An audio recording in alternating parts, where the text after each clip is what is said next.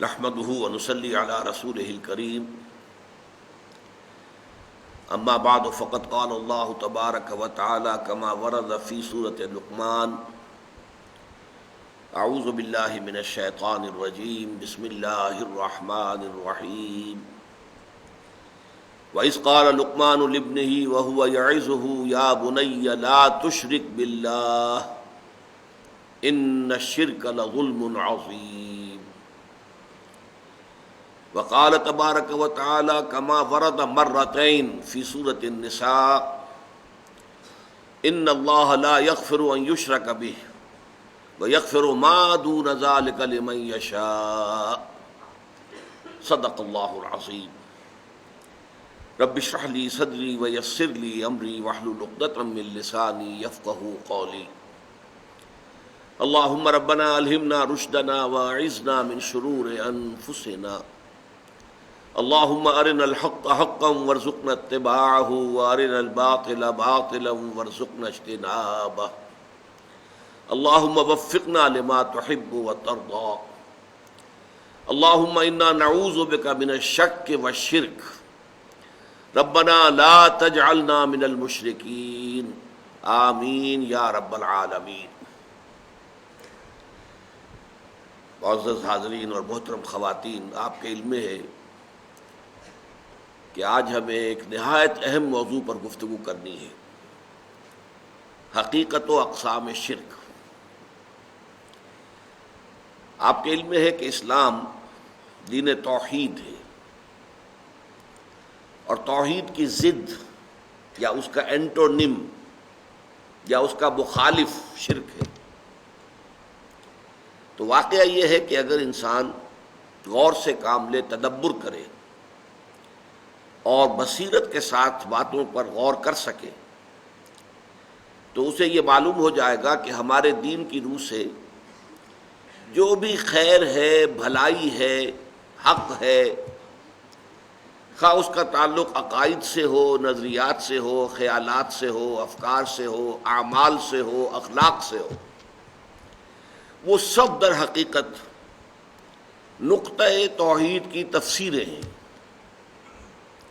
ان سب کا تعلق کہیں نہ کہیں جا کر جو شجرہ طیبہ ہے توحید کا، اسے جڑ جائے گا۔ یہ سب کرونریز ہیں اصول توحید کی۔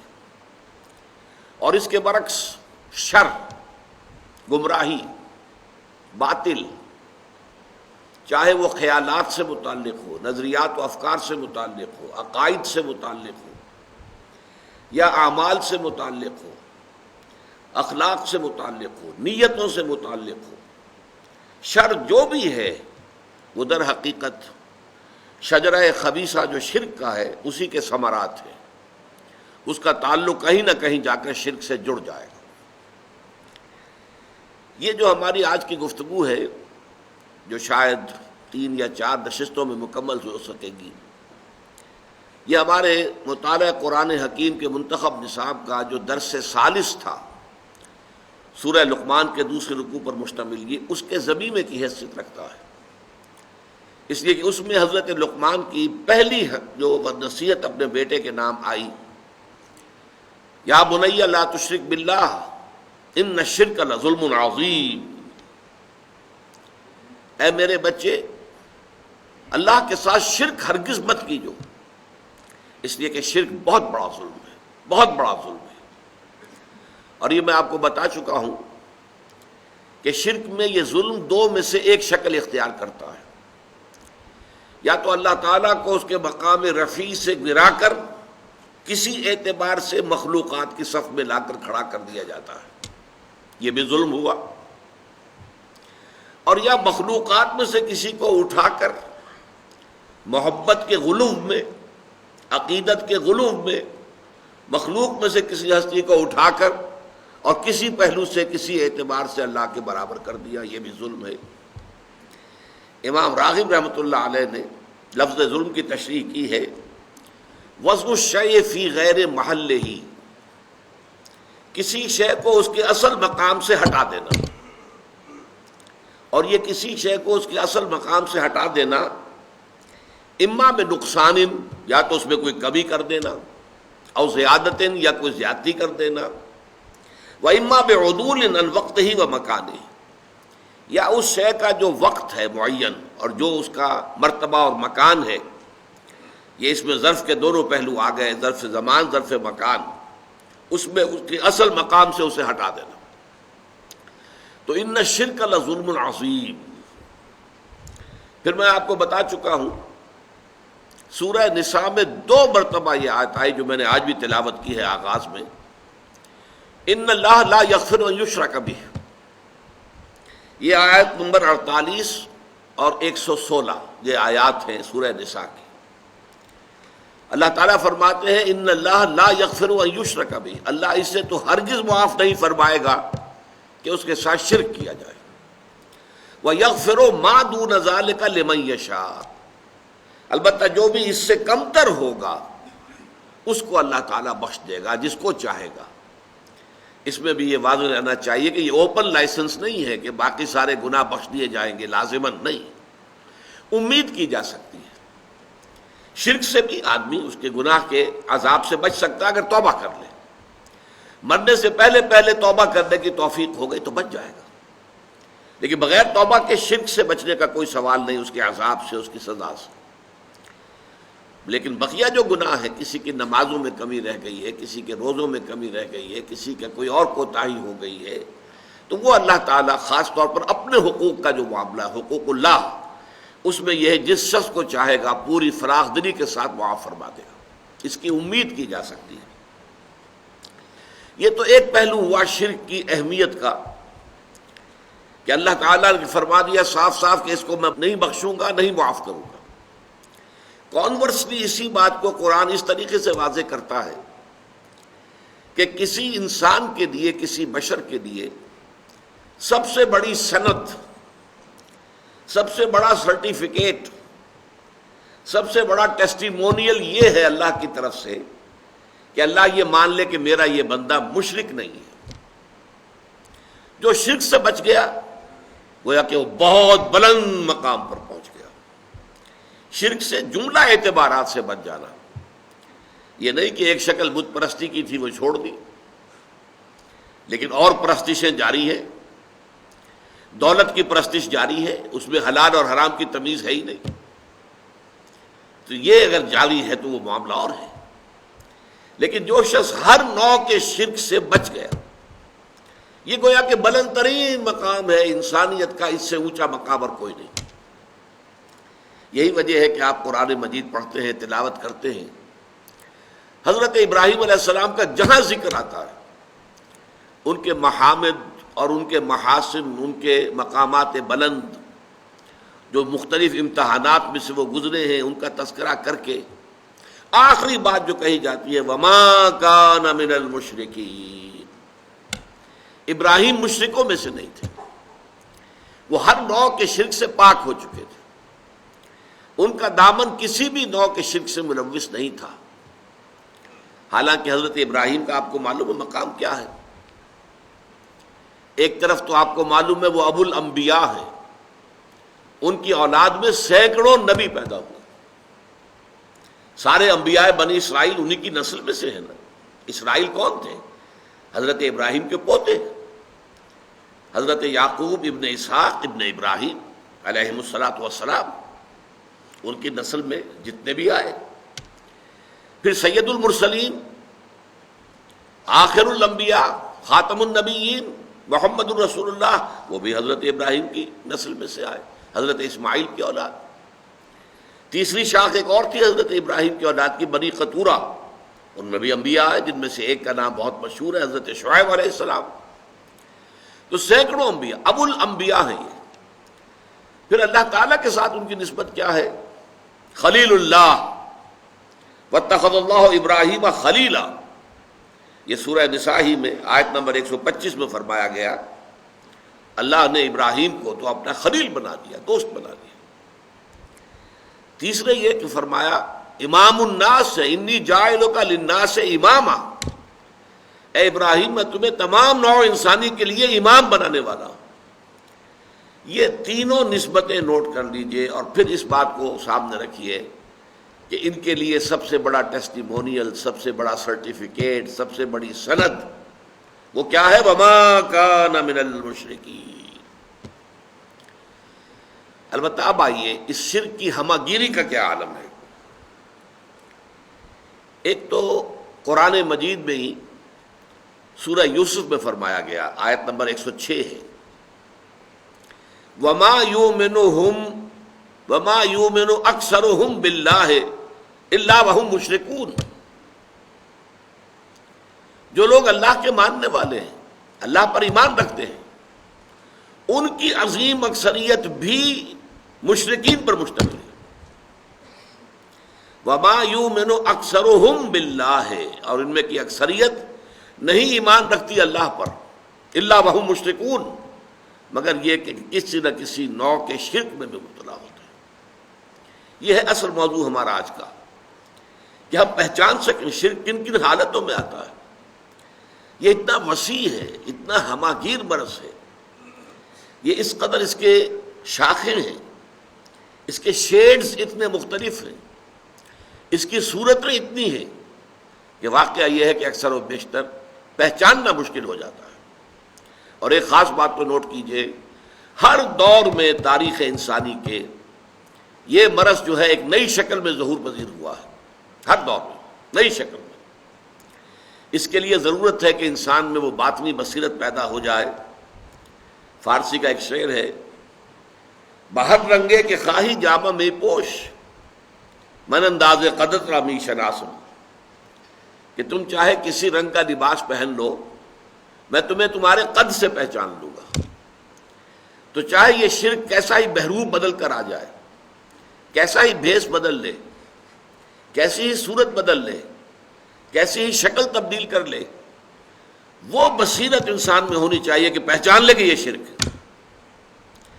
یہ جو میں تمہیدی باتیں عرض کر رہا ہوں، اس کی اصل حقیقت آپ پر منکشف ہوگی جب ساری اقسام شرک آپ کے سامنے آئے گی، جہاں شاید آپ کو گمان بھی نہ ہو کہ او یہ بھی شرک ہے، آپ کے خیال میں کبھی حاشیہ خیال میں بھی نہ آیا ہو کہ یہ بھی شرک ہے۔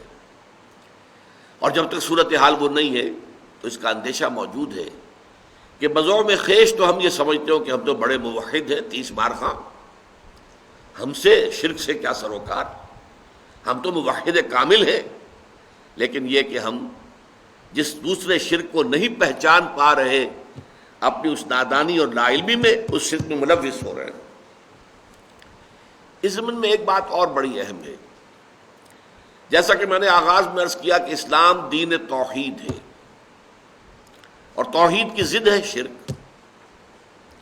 تو ایک بات جان لیجئے، کوئی مسلمان جان بوجھ کر مشرک نہیں ہو سکتا، کبھی نہیں ہوگا۔ مغالطہ ہو سکتا ہے، دھوکہ کھا سکتا ہے، کوئی تعویل غلط ہو جائے، کوئی تعبیر غلط کر دی جائے، اس کی وجہ سے دھوکہ کھا جائے، یہ ہو جائے گا۔ لیکن جان بوجھ کر شرک کرنا، اس لیے کہ ظاہر بات ہے کہ مسلمان کا خمیر جس مٹی سے اٹھا ہے، اور ظاہر بات ہے قرآن مجید پر اس کا ایمان ہے، جس درجے شدت کے ساتھ، تکرار کے ساتھ، اعادے کے ساتھ شرک کی نفی کی گئی ہے، اس کے ہوتے ہوئے اس کے پیش نظر یہ گمان نہیں کیا جا سکتا کوئی مسلمان، کوئی کلمہ گو جان بوجھ کر شرک میں ملوث ہوگا۔ یہ میں زور دے کر اس لیے کہہ رہا ہوں کہ ہمارے معاشرے میں ہے، شرک میں ملوث لوگ ہیں، اس لیے کہ مشرکین کی 3 اقسام ہیں، سمجھ لیجئے۔ ایک مشرک بغیر کتاب، ہندو ہوں یا کوئی اور ہو جن کے پاس کوئی آسمانی کتاب نہیں اور وہ شرک کرتے ہوں۔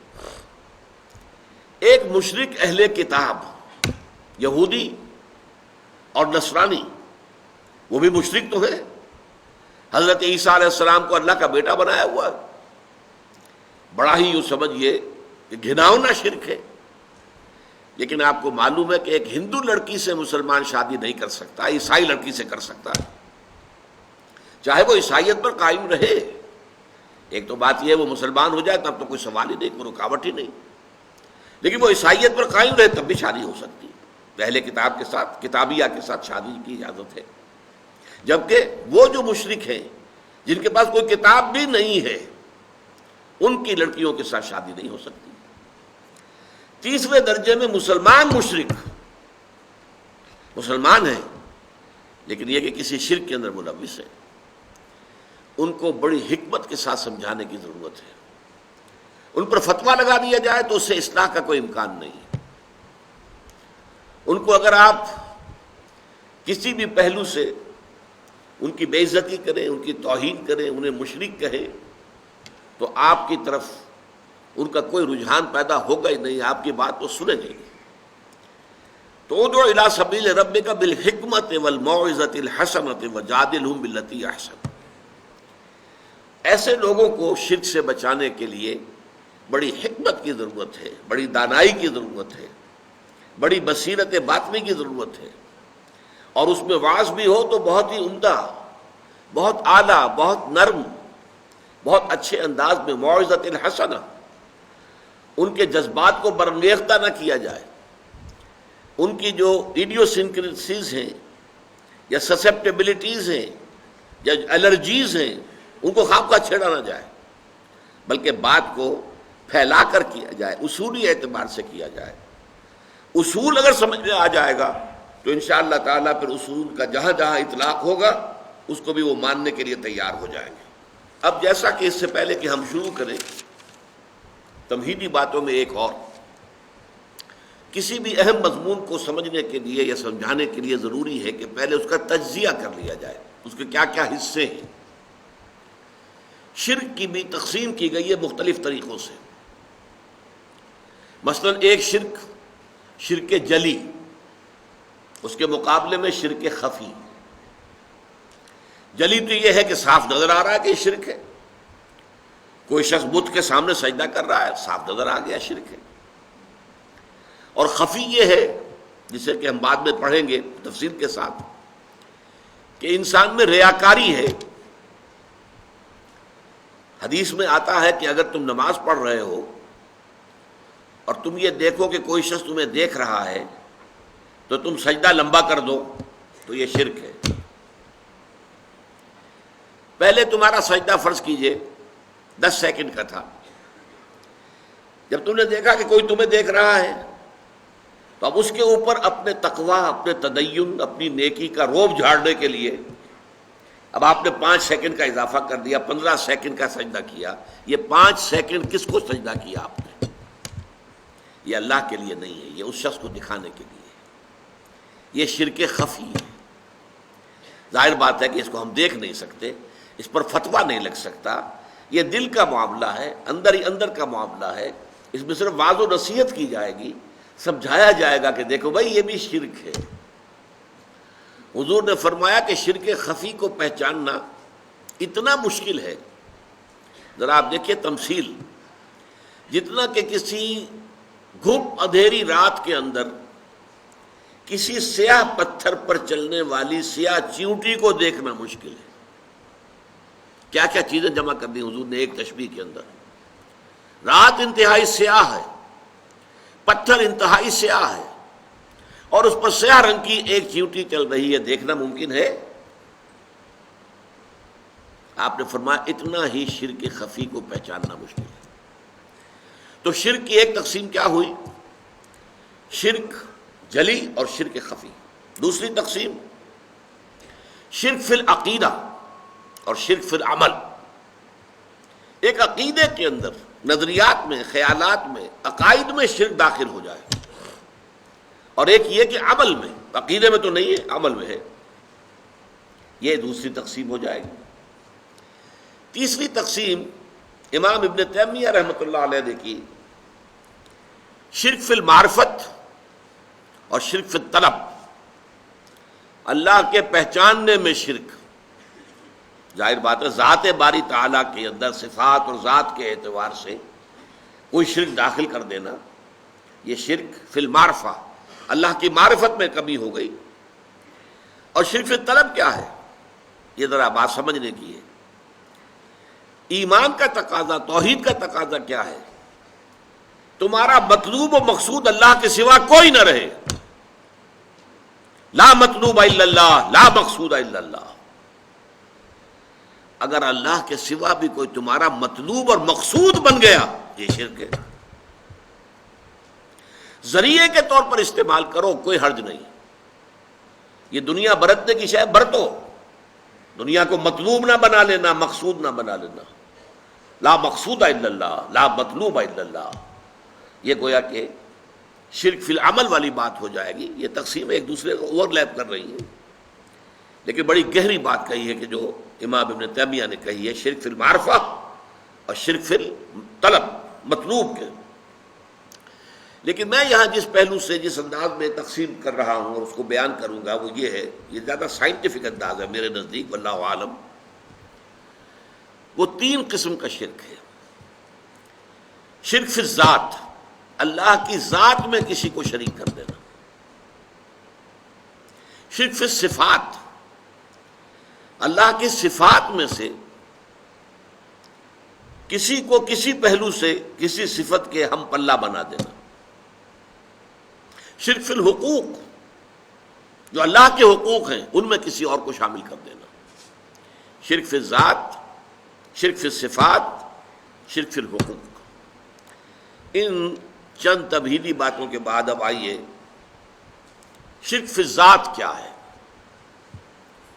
شرک فی الذات کی پہلی بات تو یہ جان لیجئے کہ یہ بدترین شرک ہے، عریاں ترین شرک ہے، گھناؤنا ترین شرک ہے،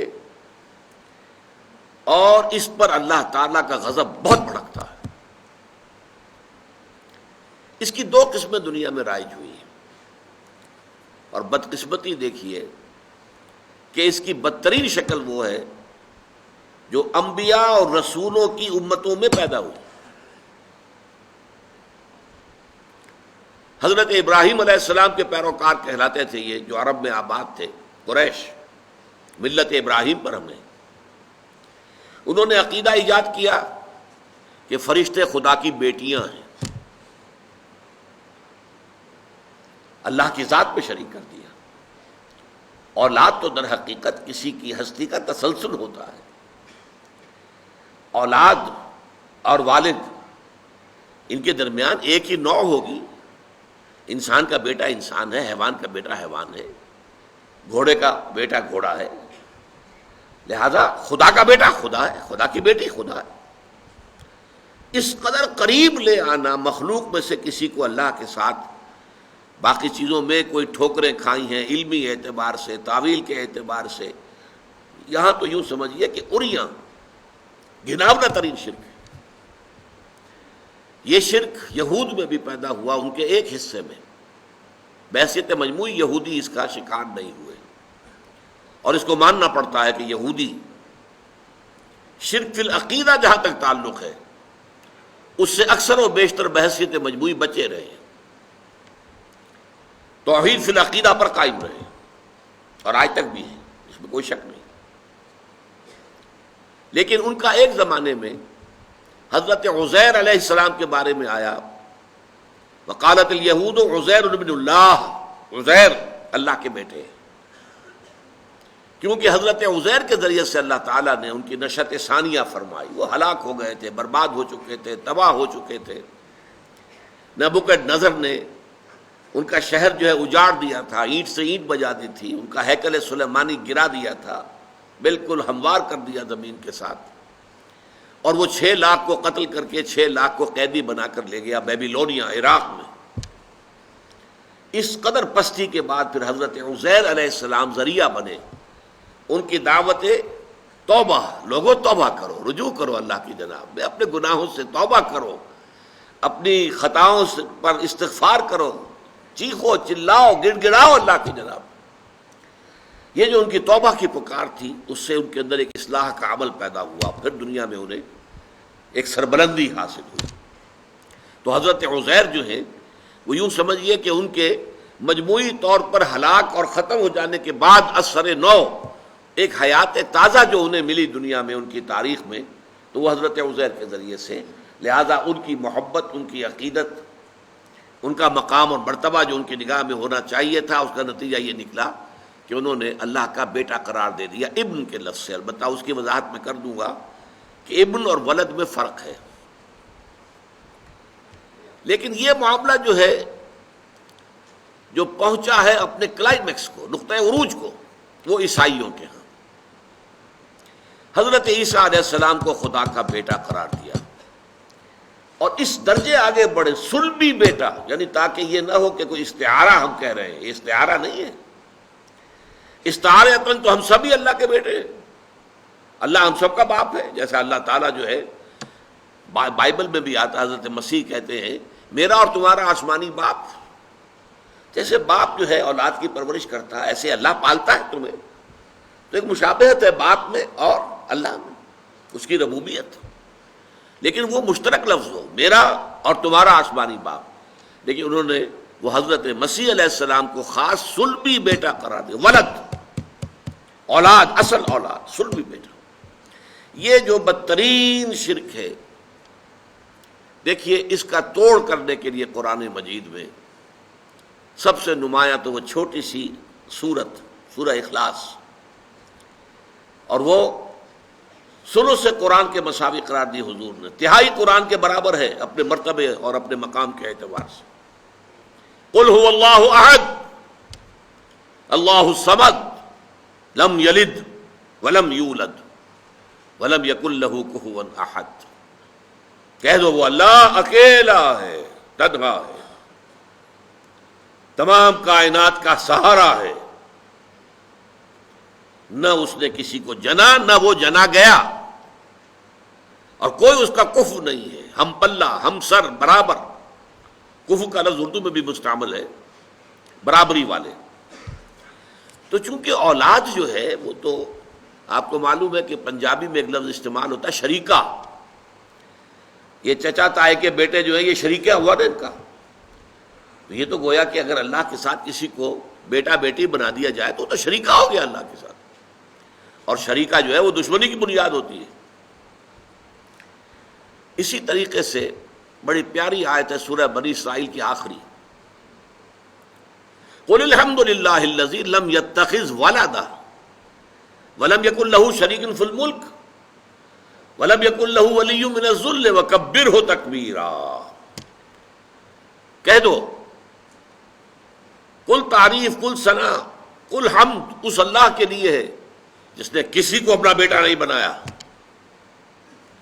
اور نہ ہی اس کا کوئی شریک ہے بادشاہت میں، نہ ہی اس کا کوئی دوست ہے کسی کمزوری کی وجہ سے، اور تکبیر کرو اس کی جیسا کہ اس کی تکبیر کا حق ہے۔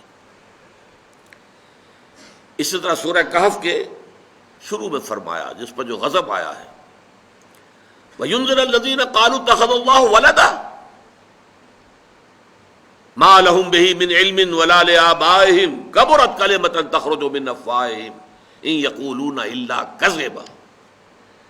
یہ قرآن ہم نے محمد پر اس لیے نازل کیا کہ وہ خبردار کر دیں ان لوگوں کو جنہوں نے یہ کہا ہے کہ اللہ نے کسی کو اپنا بیٹا بنایا، ان کے پاس اس ضمن میں کوئی علم نہیں ہے، یہ ٹامکٹوئیاں مار رہے ہیں، ان کے من گھڑت خیالات ہیں، اور جتنی بڑی بات ان کے منہ سے نکل رہی ہے اللہ کے جناب میں گستاخی کی، کبرت کلمۃ تخرج من افواہہم، بہت بڑی گستاخی والی بات ہے جو ان کے منہ سے نکل رہی ہے، ان یقولون الا کذبا، اور وہ کچھ نہیں کہہ رہے مگر جھوٹ۔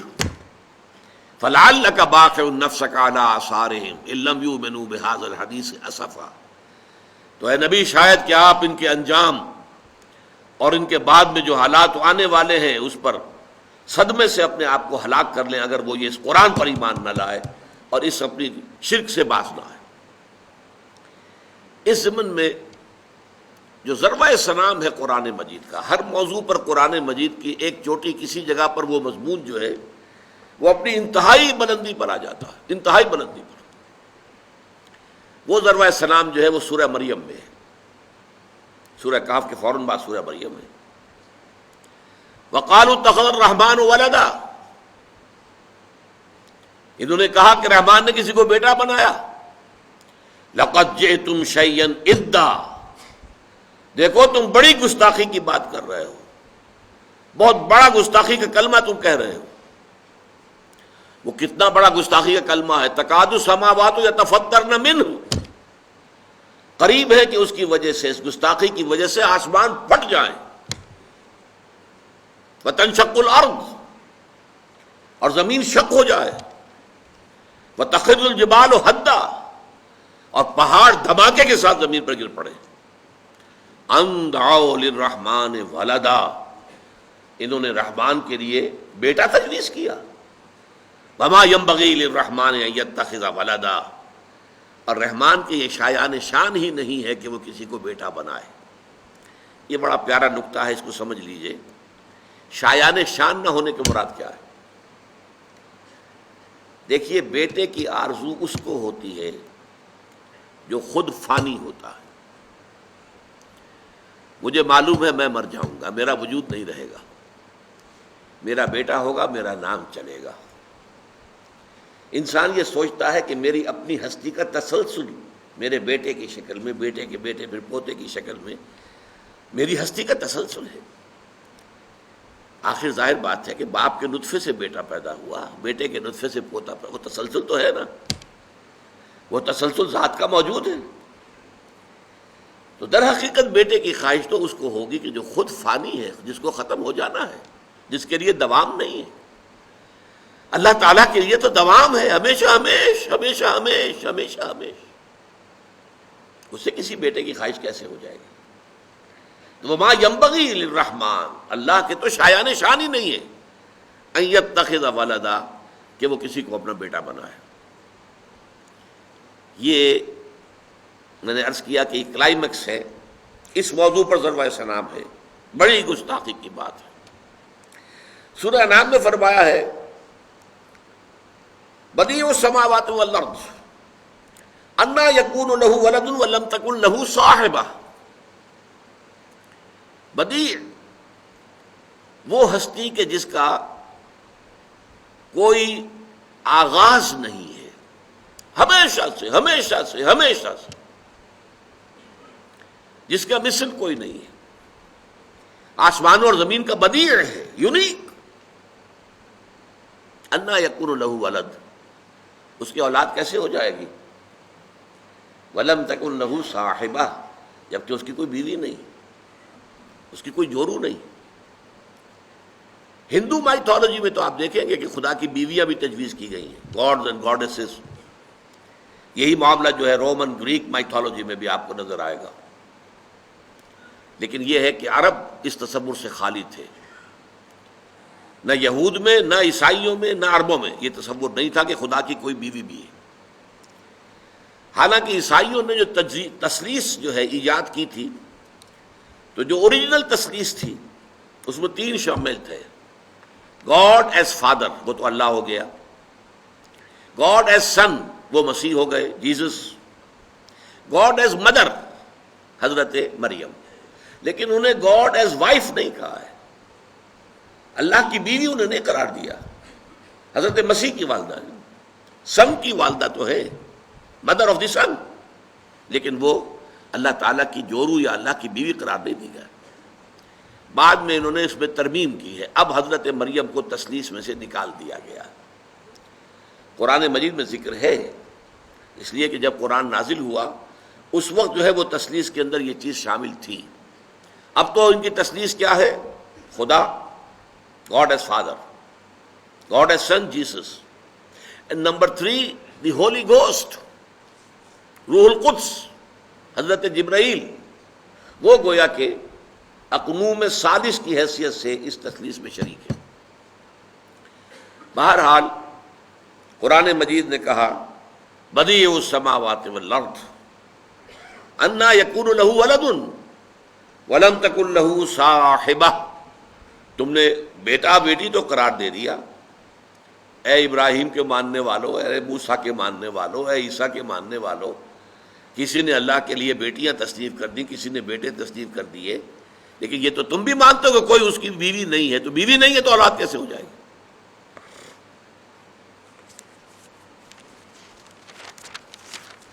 یہ ایک قسم کا شرک تھا کہ جو شرک فی الذات، جو میں نے عرض کیا کہ عجیب ترین بات یہ ہے کہ اولو العزم من الرسل ابراہیم اور موسیٰ اور عیسیٰ کے ماننے والوں میں پیدا ہوا.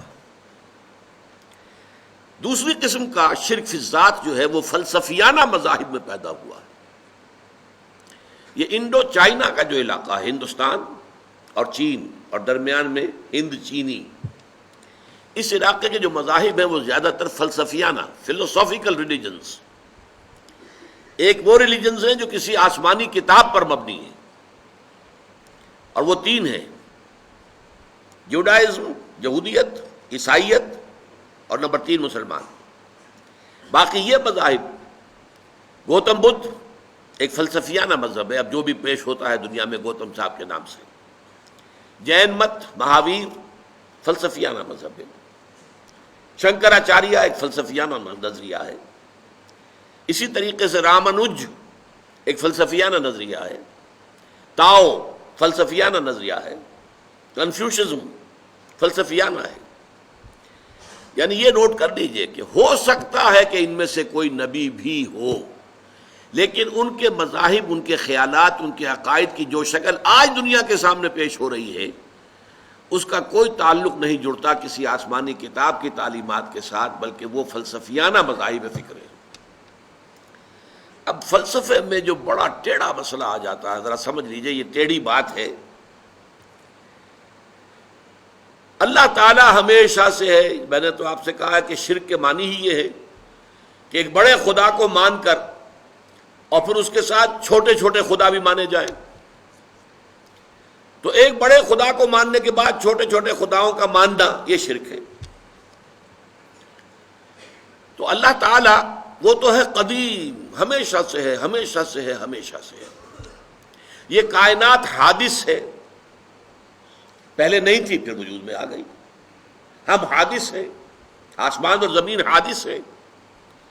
لہذا حادث کا اور اس قدیم کا تعلق کیا ہے؟ اس ہستی قدیم نے اس کائنات جو حادث ہے پیدا کیسے کیا؟ دیکھیے، ایک بڑھئی میز بناتا ہے، لیکن اس کے لیے لکڑی اس کے پاس ہونی چاہیے. لکڑی کے بغیر تو نہیں بنا سکتا نا. چنانچہ ہندوؤں میں ایک فلسفہ یہ ہے، خدا بھی قدیم، مادہ بھی قدیم.